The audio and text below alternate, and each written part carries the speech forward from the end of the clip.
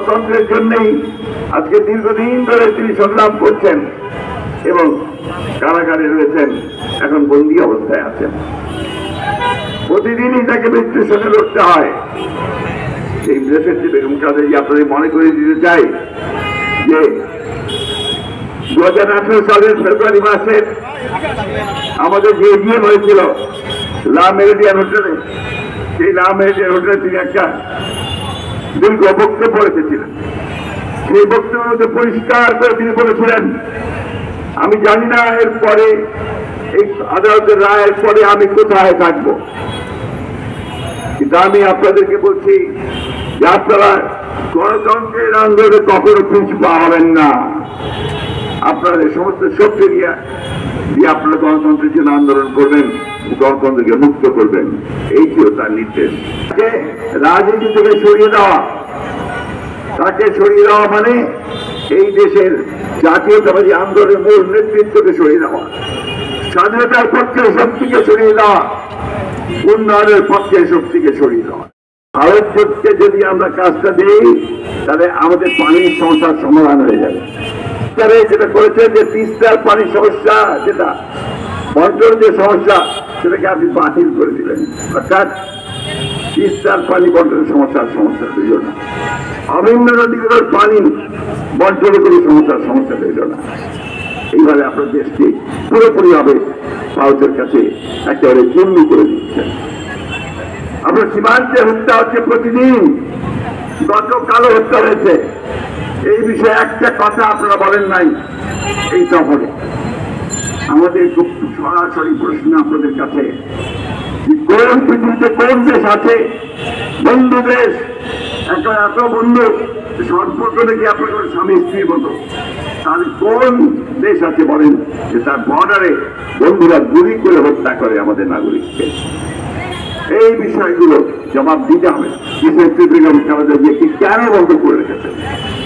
যদি কিছুই সমস্যা না থাকে তার থেকে মুক্তি দেন, সেদিকে তো আপনি যাচ্ছেন না। এটাও বলেছি আমরা যে আমরা সবাই ক্ষমতায় যেতে চাই না, আমরা সত্যি গেলে জনগণের যেতে চাওয়া, আমরা একটা অবাধ নিরপেক্ষ নির্বাচন চাই।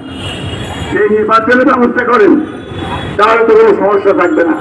যারা আসবে তারা তাদেরকে বরণ করে দেবো, ফুলের মালা দেব, কিন্তু আপনারা শুধুমাত্র আপনাদেরকে রাখার জন্য সমস্ত নির্বাচনী ব্যবস্থাকে দখল করে নেবেন। সাধারণ মানুষের কথা একবার চিন্তা করবেন না, সেটা আমরা দেব না। আমাকে অনেকে বলেন আপনারা শুধু বেগম খালেদা জিয়ার মুক্তির জন্যই আন্দোলন করেন নাকি?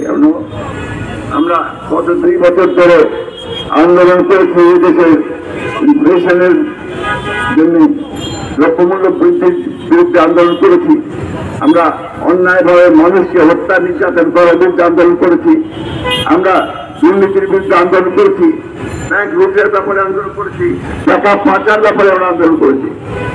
আমরা এখন দেশের বেগম খালেদা জিয়ার মুক্তির জন্য যে আন্দোলন করছি, এটা সম্পূর্ণভাবে সামগ্রিক আন্দোলনের সাথে অত্যন্ত গুরুত্বপূর্ণ একটা আন্দোলন।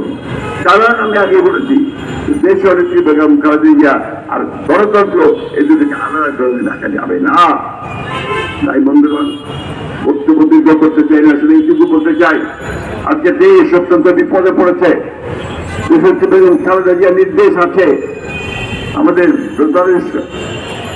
প্রতিষ্ঠাতা শহীদ জিয়াউর রহমান যে কারণে যুদ্ধ শুরু করেছিলেন, যে কারণে তিনি আত্মা উঠে দিয়েছেন, সেটা হচ্ছে এই দেশের জন্য, স্বাধীনতা সার্বভৌমত্বের জন্য।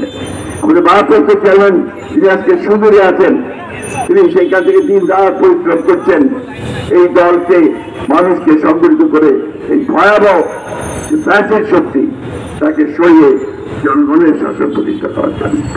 এর কোনো বিকল্প আমাদের হাতে নেই।